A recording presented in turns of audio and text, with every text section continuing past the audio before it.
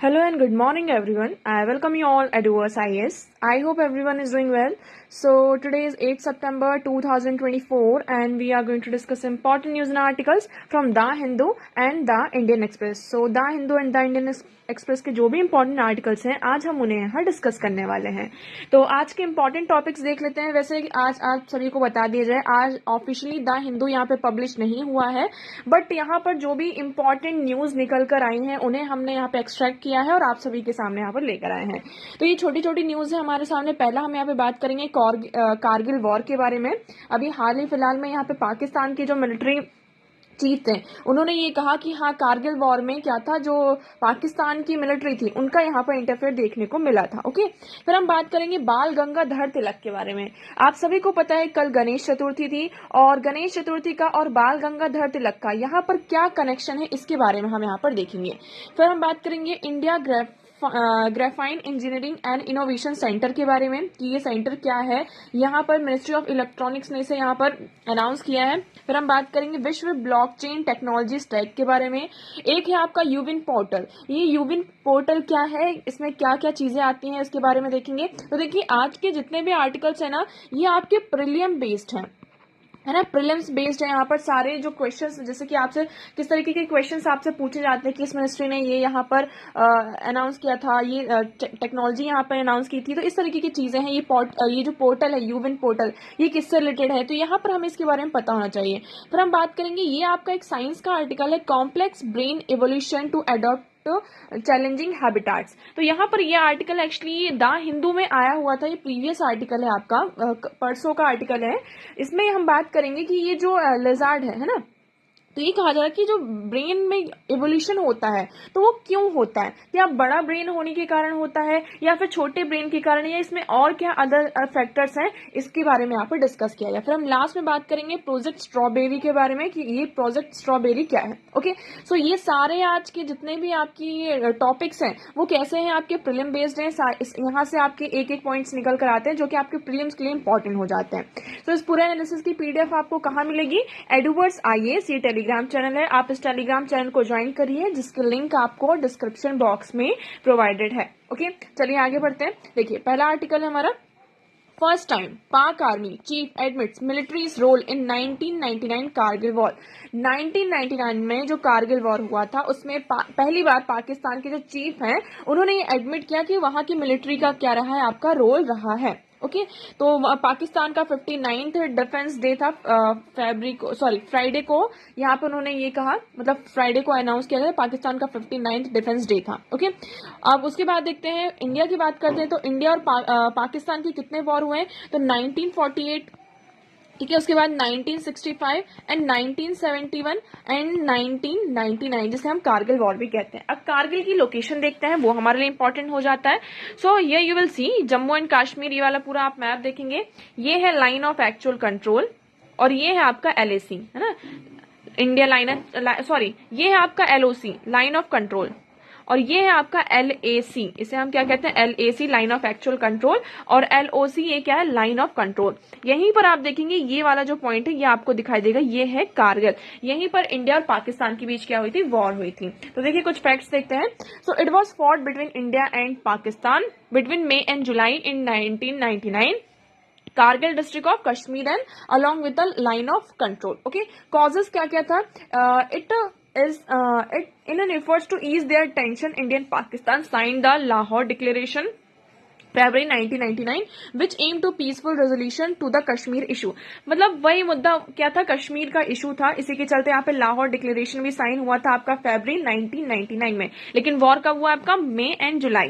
ठीक है, तो आपको ये टाइम पीरियड थोड़ा याद रखना है. लाहौर डिक्लेरेशन आपसे कई बार क्या होते हैं, आपके जो अदर एग्जाम्स होते हैं, लाइक आप लोग यहाँ पर नेट का भी एग्जाम देते होंगे, है ना, यूजीसी जो नेट होता है, तो उनमें क्या होता है, इस तरीके के क्वेश्चंस आपसे पूछे जाते हैं, आपको अरेंज करना होता है डेट और टाइम के अकॉर्डिंग. सो लाहौर डिक्लेरेशन आपका पहले, उसके बाद आपका क्या होता है, कारगिल वॉर होता है. तो लाहौर डिक्लेरेशन फेब में हुआ है और May जुलाई में आपका क्या हो जाता है, यहाँ पे कारगिल डिस्ट्रिक्ट में यहाँ पे वॉर होता है. However during the winter 1998-1999 Pakistani forces secretly infiltrated the Dras and Batlik sector of the Kargil in the Ladakh region. तो यहाँ पर जो पाकिस्तानी फोर्स होती है वो क्या करती है, जो लद्दाख रीजन में यहाँ पर कारगिल सेक्टर के साइड में यहाँ पर ये जो रहता है वहां पर आपकी जाती है। ओके, फिर यहाँ पर आप सभी को पता है initially the Indian army mistook these infiltration for insurgent. जब ये लोग यहाँ पर जो इंडियन पाकिस्तानी फोर्सेस जाती हैं तो इंडियन आर्मी ने सोचा कि इन्फिल्ट्रेशन को उन्होंने मिस्टुक ले लिया है ना, कि ये मिलिट्री नहीं हो सकती, ऐसे कोई इंसर्जेंट होगा। So as the scale of infiltration became apparent, India mobilise nearly 20,000 troops to counter the threat leading the onset of Kargil war. तो ये जब लोग यहाँ पर आ रहे थे, पाकिस्तानी फोर्सेस यहाँ पर इनफिल्टर हो रही थी, फिर इस चीज को, ये फिल्ट्रेशन को देखते हुए है ना, इस चीज को देखते हुए यहाँ पर इंडिया ने क्या किया था, 20,000 अपने जो ट्रूप्स थे इस थ्रेट को काउंटर करने के लिए यहाँ पर भेजते हैं, जिसकी वजह से क्या हो जाता आपका कारगिल वॉर यहाँ पर आ जाता सामने। इसको हम कहते हैं operation Vijay. The Indian army fought bravely and recapture the famous tiger hills. इसको हम क्या कहते हैं, ये जो आपका कारगिल वॉर होता है इसे ऑपरेशन विजय के नाम से भी जानते हैं, जिसमें हमने जो टाइगर हिल होता है फेमस उसको रिकैप्चर किया जाता है and other important post around the operation Vijay by evicting the Pakistani troops in 1999 Kargil war. ये आपका एक हाई एल्टीट्यूड वॉरफेयर था। ओके, ड्यूरेशन की बात करते हैं, ये 3 महीनों तक आपका वॉर चलता है।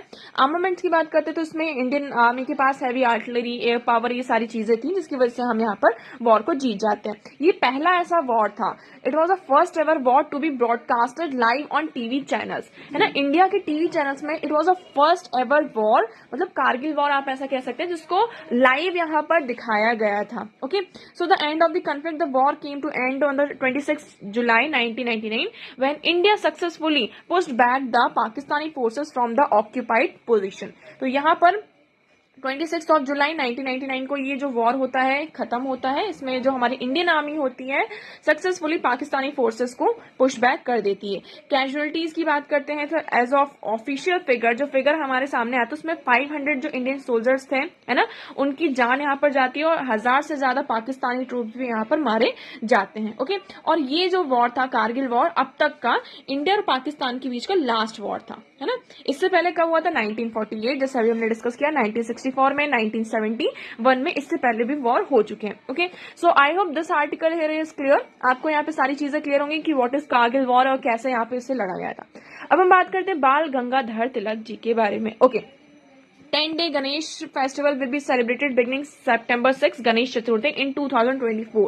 Okay, so freedom fighter Bal Gangadhar Tilak was the man who tuned the private household Ganesh Chaturthi celebration into present day carnival। तो यहाँ पर बाल गंगाधर तिलक जी को यहाँ पर इसका पूरा आपका श्रेय जाता है इस चीज के लिए, जो हम आज के टाइम पे गणेश चतुर्थी, गणेश उत्सव यहाँ पर सेलिब्रेट करते हैं। ओके, अब हम इनके बारे में कुछ फैक्ट्स देखते हैं। ओके, जर्नलिज्म की बात करते हैं। Tilak use power to press effectively.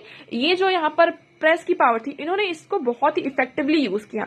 इनका जो न्यूज़पेपर था केसरी, इन मराठी में आता था ये, एंड द महारत्ता इंग्लिश में था, became the voice of nationalist sentiments, criticising the British and enlightening the masses about their rights. तो इनके दो न्यूज़पेपर की हम बात करें, कौन सा, केसरी जो आपका मराठी में था, और महारत्ता ये आपका इंग्लिश में था।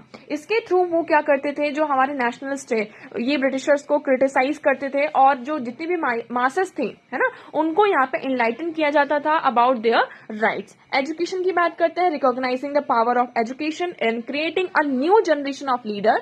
तिलक established institutions like the Fergusson college in Pune. इन्होंने यहाँ पर फर्ग्यूसन कॉलेज पुणे में इसको स्टैब्लिश किया था। ओके, ही वाज अ को founder of new English school के को फाउंडर भी थे, डेक्कन सोसाइटी ऑफ एजुकेशन के, और प्रेजेंट डे यहाँ पे कॉम्प्रिहेंसिव एजुकेशन का जो हमारा हंटर कमीशन है आपका, है ना, हंटर कमीशन 1882 एंड 1919 में जो आता है, तो यहाँ पर जो कॉम्प्रिहेंसिव एजुकेशन का ब्लूप्रिंट था यहीं से प्रेजेंट से आपका आता है। बाल गंगाधर तिलक के बारे में बात करते हैं। Maratha to advocate for the people, है ना, इनका ये पेपर था, upon Hindu scriptures and the Bhagavad Gita to support his arguments. तो कभी भी ये जब कोई अपना आर्ग्यूमेंट प्रेजेंट करते थे तो इसमें भागवत गीता का और जितने भी हिंदू स्क्रिप्चर्स थे इसका यहाँ पर क्या करते थे, सपोर्ट लेते थे। इनका इंडियन इंडिपेंडेंस मूवमेंट में क्या क्या रोल रहा है। तो देखिए, जो हम बात करते हैं स्वराज एंड सेल्फ रूल की, so Tilak clarion called swaraj is my birth right and I shall have it. जैसे कि आप सभी को हिंदी में पता होगा, स्वराज मेरा जन्मसिद्ध अधिकार है और मैं इसे लेकर ही रहूंगा, है ना। तो ये स्लोगन आप सभी को यहाँ पर पता होगा। तो ये स्वराज के बारे में था। उसके बाद he was among the first demanded complete independence. ये इन्होंने ही सबसे पहले क्या किया था, पूर्ण स्वराज। अभी तक हम स्वराज की बात करते थे, लेकिन जो पूर्ण स्वराज की बात है किसने की थी यहाँ पर, बाल गंगाधर तिलक ने यहाँ पर की थी। होम रूल मूवमेंट की बात करते हैं। Drawing inspiration from the Irish home rule movement, Tilak along with Annie Besant initiated the Indian home rule movement in 1916। तो इंडिया में जो आयरिश होम रूल मूवमेंट था, उससे यहाँ पर इंस्पिरेशन लेकर 1916 में इंडियन होम रूल मूवमेंट को यहाँ पर इनिशिएट किया था बाल गंगाधर तिलक जी ने। Okay, this was a significant step as it sought to achieve self-rule for India within the British Empire, setting the ground for the larger demand for complete independence। इससे क्या हुआ था, यहाँ पर बहुत बड़ा मास एक तख्ते में आया था, सामने आया था, और हम यहाँ पर किसकी डिमांड कर रहे थे, कंप्लीट इंडिपेंडेंस, पूर्ण स्वराज की यहाँ पर बात कर रहे थे। इन्होंने ये जो फेस्टिवल्स थे, इसको बहुत ही अच्छे से यूटिलाइज किया था, यूज किया था। Like Tilak re invocated traditional Indian festivals like Ganesh Chaturthi, Shivaji Jayanti, जिससे क्या होता था, लोगों को मोबिलाइज किया जाता था। एक देखिए, अभी भी आप देखेंगे महाराष्ट्र साइड में यहाँ पर गणेश उत्सव कितने ही उससे मनाया जाता है। यहाँ पर बहुत मासेस में लोग होते हैं, है ना, पूरा ट्रैफिक रहता है। इवन अब तो पूरे इंडिया में हम गणेश उत्सव को सेलिब्रेट करते हैं, तो आप लोग देखते होंगे कितने सारे लोग एक साथ यहाँ पर इकट्ठे होते हैं।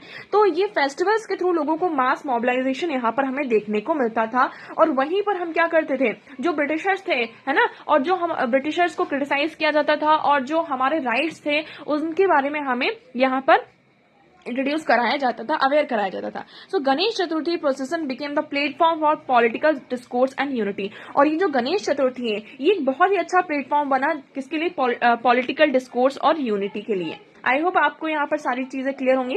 नाउ नेक्स्ट मूव करते हैं। Next article is India graphene engineering and innovation centre की बात करते हैं। So ministry of electronics and information technology ने अभी यहाँ पर क्या किया है, India graphene engineering and innovation centre को यहाँ पर लॉन्च किया, इनिशिएट किया है एज अ विजन ऑफ विकसित भारत 2047, है ना। जो हमारा यहाँ पर विजन है विकसित भारत का 2047 का, इस विजन के अंदर यहाँ पर ये इनिशिएटिव लिया गया।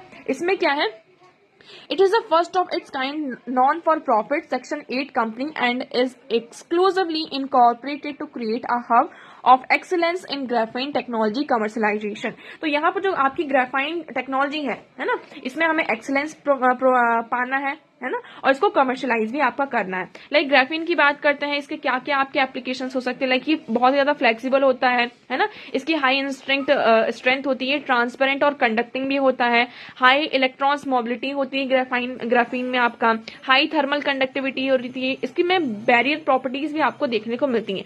एप्लीकेशंस की बात करते हैं ग्राफाइन के क्या क्या एप्लीकेशन है, लाइक कंटेमिनेशन टेस्टिंग, जैसे आपका वाटर का कंटेमिनेशन होता है, एयर कंटेमिनेशन है, तो इसकी टेस्टिंग के लिए हम क्या कर सकते हैं, ग्राफीन का यूज कर सकते हैं। एनर्जी रिटेंशन में इसका यूज होता है, सेंसर में यूज होता है, बायोमेडिकल इसका एप्लीकेशन बहुत ही ज्यादा आपको देखने को मिलता है। प्रोटेक्टिव सरफेस कोटिंग की बात करते हैं, मेम्ब्रेन्स की, जो आपकी स्पेस लॉन्च व्हीकल्स होते हैं उसमें भी हमें ग्राफीन का यहाँ पर यूज देखने को मिलता है। ओके, सो ग्राफीन का हमारे लिए यहाँ पे बहुत ज्यादा एप्लीकेशन है।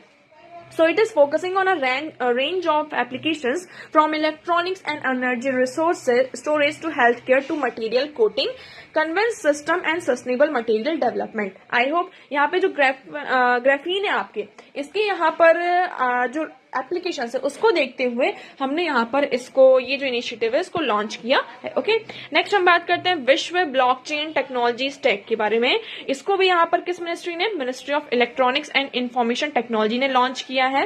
Okay, it is a part of broader national blockchain framework. हमारा जो यहाँ पर नेशनल ब्लॉकचेन फ्रेमवर्क है, उसी के अंडर में आपको यहाँ पर नेशनल स्ट्रेटजी फॉर ब्लॉकचेन के अंडर इसको प्रोवाइड किया गया है। इसमें यहाँ पर थर्ड पार्टी आपका जो क्लाउड बेस्ड इंफ्रास्ट्रक्चर और मैनेजमेंट होगा, इसमें कंपनीज और बिल्डिंग इसमें क्या करेंगे, ब्लॉकचेन ऐप को यहाँ पर आपका ऑपरेट करेंगे। ओके, इसका एम क्या है, to offer blockchain as a service with a geographically distributed infrastructure design to support various permission blockchain based application. तो मतलब इसमें हम ब्लॉकचेन को एज अ क्या करेंगे, सर्विस प्रोवाइड करेंगे, लाइक जो आपके ज्योग्राफिकली डिस्ट्रीब्यूटेड इंफ्रास्ट्रक्चर है ना, बाहर बाहर दूर दूर आपके इंफ्रास्ट्रक्चर डिस्ट्रीब्यूटेड है, तो वहां पर हम ब्लॉकचेन एज अ सर्विस क्या करेंगे, प्रोवाइड करेंगे। इसका सिग्निफिकेंस क्या होगा, आपका सिग्निफिकेंस ये होगा कि लाइक इसमें जो वेरियस स्टेक होल्डर्स हैं, है ना, इंफ्रास्ट्रक्चर प्रोवाइडर हैं, स्मार्ट कॉन्ट्रैक्ट डेवलपर्स हैं, एप्लीकेशन डेवलपर्स हैं, इनके साथ हम क्या कर सकते हैं, आपके इनमें जो भी चैलेंजेस है उसको हम यहाँ पर सॉल्व कर सकते हैं। आई hope this one is clear. Now next discuss करते हैं, आपका है यूविन पोर्टल। यूविन पोर्टल क्या है, सो ऑनलाइन वैक्सीन मैनेजमेंट पोर्टल, ये आपका क्या है, ऑनलाइन वैक्सीन मैनेजमेंट पोर्टल है इसमें। तो it will be launch soon by the union health secretary. अभी ये लॉन्च नहीं हुआ है, ये लॉन्च होने वाला है। इसका एम ये है, it is aiming to maintain a electronic registry of routine immunisation. तो यहाँ पर जो डेली बेसिस पर इम्यूनाइजेशन आपका होता है, वैक्सीन यहाँ पर लगाई जाती है, तो इसका क्या होगा, रजिस्ट्रेशन होगा, है ना। इससे क्या होगा, हमारे पास एक पूरा एक्यूरेट डेटा होगा कि कितने लोगों को वैक्सीन लगी है, कितने लोगों को वैक्सीन यहाँ पर नहीं लगी है, कितने लोगों को इम्यूनाइज किया गया है, कितने लोगों को नहीं किया गया। So children up to age of 6 years and pregnant mothers are registered on UVIN using government ID like Aadhaar, their mobile phone numbers। तो यहाँ पे मोबाइल फोन नंबर्स और जो हमारा आधार है इसका यूज करते हुए यूविन पोर्टल में क्या किया जाएगा, रजिस्ट्रेशन यहाँ पर किया जाएगा। So record 25 shots given to a child and the 2 given to pregnant mother can be added, इसमें आपका ऐड किया जाएगा। सो यहाँ पर यही है कि इसमें जो मल्टीलिंगुअल होगा आपका ओपन सोर्स ये आपका एप्लीकेशन है। तो मतलब इसमें हमारा यही है कि जो भी इम्यूनाइजेशन अभी हो रहा है ना, उसको पूरा इस पोर्टल में क्या किया जाएगा, इसमें रजिस्टर किया जाएगा। नेक्स्ट हम बात करते हैं, नेक्स्ट आर्टिकल है हमारा complex brain evolution to adapt to challenging habitat. देखिए इस आर्टिकल की बात करते हैं। इस आर्टिकल में ये कहा जा रहा है कि पहले हम ये सोचते थे जो आपका ब्रेन साइज होता है वो रिलेटेड होता है आपके कॉम्प्लेक्सिटी से, है ना। जितना जैसे कि बड़ा ब्रेन है तो आप यहाँ पर ज्यादा अच्छे से सोच सकते हैं, है ना। जैसे आप बोलते हैं ना तुम्हारा दिमाग बहुत छोटा है ना, इसलिए तुम सोच नहीं पाते हो कुछ, तुम्हारा दिमाग बहुत बड़ा है इसलिए तुम ज्यादा सोच पाते हो। इस तरीके की चीजें हम, है ना, यूज करते रहते हैं। तो यहाँ पर ये कहा जा रहा है कि ब्रेन साइज का इससे कोई लेना देना नहीं है। ब्रेन साइज यहाँ पर इसमें जो इंपॉर्टेंट रोल प्ले करता है वो क्या रोल प्ले करता है, यहाँ पे हैबिटाट रोल प्ले करता है, स्पेशली इन लिजार्ड्स, है ना। लिजार्ड्स में सबसे ज्यादा कौन रोल प्ले करता है, हैबिटाट। लाइक लिजार्ड्स की बातें हैं, इनका जो हैबिटाट होता है बहुत ही ज्यादा चैलेंजिंग होता है। क्या होता है, बहुत ही ज्यादा चैलेंजिंग होता है, इसलिए इनकी जो कोऑर्डिनेशन प्रॉपर्टी होती है, मूवमेंट होता है, वो यहाँ पर क्या होता है, आपका कॉम्प्लेक्स होता है। देखिए तो researcher study 6 species of anoles lizard known for their adaptive abilities from different habitat ranging from tree trunk to canopy. So they found that lizard living in a more complex environment like trees, canopies had denser neurons in their brains. तो ये कहा जा रहा है कि जो lizard complex environment में रहते हैं, है ना, लाइक यहाँ पर लाइक कैनोपीज जो ट्रीज होती हैं, डेंस एरिया में यहाँ पर रहते हैं, तो उनके ब्रेन में जो न्यूरॉन्स होते हैं ना बहुत ही ज्यादा क्या होते हैं, डेंस होते हैं। क्या होते हैं, बहुत ही ज्यादा डेंस होते हैं। So this suggest that navigating diverse habitat may drive the evolution of more complex brains. तो मतलब ये कहा जा रहा है कि आपका हैबिटाट जितना ज्यादा डाइवर्स होगा, जितना ज्यादा कॉम्प्लेक्स होगा, तो उनका जो ब्रेन होता है ना, उतना ही ज्यादा यहाँ पर क्या होता है, न्यूरॉन्स जो होते हैं डेंस होते हैं और कॉम्प्लेक्स होते हैं। तो हम यहाँ पे एनालॉज की बात कर सकते हैं, ये पिक्चर आप यहाँ पर देख सकते हैं। सो ये आपका स्पेसिफिक टाइप ऑफ लिजार्ड है। Lizard are a broad group of reptiles की ग्रुप में आते हैं। इसका साइंटिफिक नेम क्या है, आप इसको एनोलिस कैरोलिनेसिस के इससे यहाँ पर कर सकते हैं। इसका कंजर्वेशन स्टेटस लीस्ट कंसर्न की कैटेगरी में आता है। क्लासिफिकेशन देखते हैं, आपको ग्रीन कलर के कुबान ब्राउन एनॉल भी आपको देखने को मिलते हैं। ओके, फिजिकल ट्रेट्स की बात करते हैं, their ability to change skin colour, जो ये अपना स्किन कलर भी यहाँ पर चेंज कर लेते हैं। इसमें टोपेट्स, अरे आप लोगों ने वो देखा है गिरगिट, और उसी तरीके का थोड़ा सा उसी का एक आप कह सकते हैं टाइप में यहाँ पर आ जाता है। ओके, सो आई होप आपको ये आर्टिकल यहाँ पर क्लियर है। नेक्स्ट हम बात करते हैं प्रोजेक्ट स्ट्रॉबेरी के बारे में। प्रोजेक्ट स्ट्रॉबेरी क्या है, so open AI plans to release its most powerful AI model content project strawberry. तो यहाँ पर जो ओपन एआई है वो अपना मोस्ट पावरफुल एआई मॉडल को क्या करने वाले हैं, यहाँ पर रिलीज करने वाले हैं, जिसको हम क्या कह रहे हैं, project strawberry, which could be integrated into chat GPT 5, है ना। तो चैट जीपीटी जो 5 है इसको इसमें क्या किया जाएगा, इंटीग्रेट किया जाएगा। तो इसमें क्या देख रहे हैं, की फीचर्स क्या है, इसमें बेटर मैथ होगी, programming, puzzle solving skills, advance level of इसकी क्या होगी, आपकी थिंकिंग होगी। पोटेंशियल एप्लीकेशन की बात करते हैं, so autonomously conduct experiment, analyse data, come up with new hypothesis से यहाँ पर आ जाएगा personalise education, creating educational content and interactive lesson यहाँ पर होगा, generating high quality training data for OpenAI next frontier model and content orient. तो ये है आपका प्रोजेक्ट स्ट्रॉबेरी। आई होप आपको यहाँ पर क्लियर होगा। इसमें एडवांस लेवल ऑफ आपकी अभी जो हम वर्जन यूज करते हैं चैट जीपीटी का, उसका एक नया एडवांस वर्जन आपको यहाँ पर देखने को मिलेगा। Okay, so I hope this one is clear. So देखिए, आज जितने ही इंपॉर्टेंट टॉपिक्स थे, आई होप आपको सारी चीजें क्लियर हो, बट स्टिल अगर आपको कोई डाउट लगता है so you can ask in comment section.